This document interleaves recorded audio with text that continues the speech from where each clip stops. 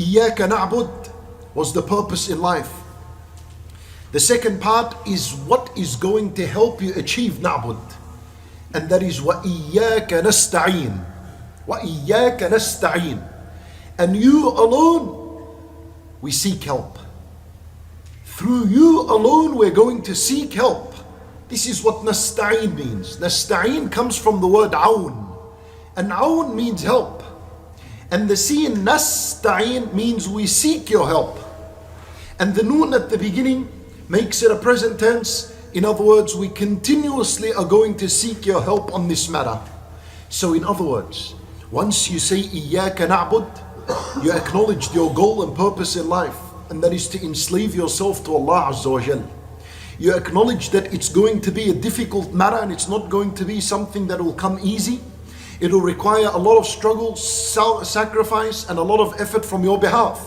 So then as a result, Allah gives you the solution that you on your own would fail. If nasta'een is not a part of your life, you will fail. Nasta'een meaning to seek Allah's help. If you do not seek Allah's help in your worship, you're going to fail. For that means do not rely on your power. Do not rely on your alarm. Do not rely on anything that is worldly, because that has nothing to do with your worship. I prove it to you. You have a 9-year-old and you have a 20-year-old. 9-year-old, mashallah, he's up in the late hours of the night praying. He comes to Salat al-Fajr. He's fasting that day perhaps. He's on his adhkar al-sabah wal-masa. His sunnah before and after the prayers are there. The 20-year-old, he's still asleep. Can't fast the day, it's too difficult. Yeah, if he that's if he prays an obligation, let alone a sunnah before and after. What happened? Which one had body strength more than the other? And a definite, the 20-year-old would have had body strength more than the 9-year-old. So how come the 9-year-old was worshipping like a machine and the 20-year-old wasn't able to do anything? To understand that worship had nothing to do with body strength and had nothing to do with age. You get two 20-year-olds. One is worshipping, one is not. What's the difference? And the worship is tied to the heart. It's a matter of strength of the heart, strength of the mind, strength of the intellect, and strength of the soul. And all of these are spiritual matters in the hand of Allah. And no one can inject them with power other than Allah subhanahu wa ta'ala. And therefore, إِيَّاكَ نَسْتَعِينَ. When you're seeking Allah's help, you're seeking Allah's spiritual help. Then the physical being of yourself doesn't really affect worship. The physical, there's a lot of ahkam that deal with that. You can't stand praying, doesn't matter, sit down. You can't, doesn't matter, brother, lie down and pray. You can't fast, doesn't matter, Allah's given you the reward if you had intended that and you did that when you were young and healthy.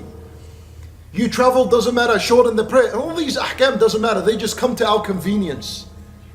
But the idea is, from the very beginning, how is your heart going to find ease with these worships and these legislations of Allah Azza wa Jal? If you do not seek Allah's help consistently, that's all gone. This is why the Nabi sallallahu alayhi wa sallam, he gave advice to Mu'adh ibn Jabal radiyallahu anhu. And he said to him, Ya Mu'adh, inni uhibbuka fillah. I love you for the sake of Allah. Yani Nabi sallallahu alayhi wa sallam wants to teach him something important. For he said to him, do not leave after every salat that you say, Allahumma a'inni ala dhikrika wa shukrika wa husni ibadatik. He said to him, make sure, watch out. After every salat, don't forget to say, Allahumma a'inni ala dhikrik. Oh Allah, aid me, help me. Establish your dhikr, your remembrance.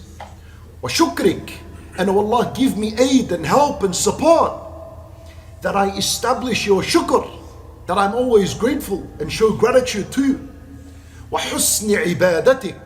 And oh Allah, give me help and aid and support, that I establish and work towards husni ibadatik, perfecting your worship.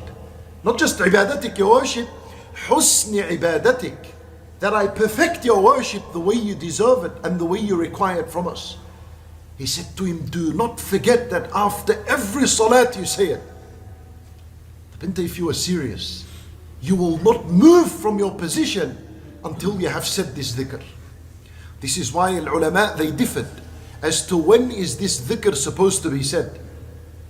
At the end of the salat or after the salat? There are two opinions. One opinion says that as you finish your tahiyyat, just before you make as-salam, you say, Allahumma a'inni ala dhikrika wa shukrika wa husni ibadatik.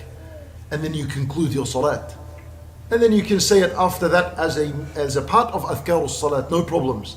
But in as-salat it's much better because you're in as-salat and this is a position in where dua is much more accepted. So you say it in that time.